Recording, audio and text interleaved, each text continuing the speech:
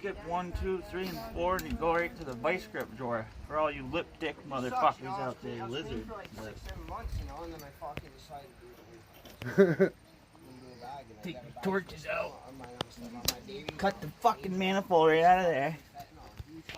Then you put your fucking vice grips on there like that. Fucking go to Formula Ford and tell them it's their fucking problem. Wiring problem. Take all that right out. Run a wire right to the fucking distributor. Clears up all your problems. No rust.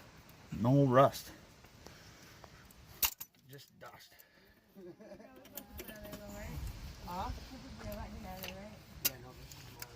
No rust, just dust. New shocks. New shocks. New view. Same do.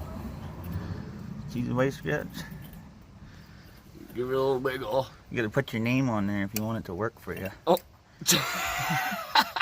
You sure do.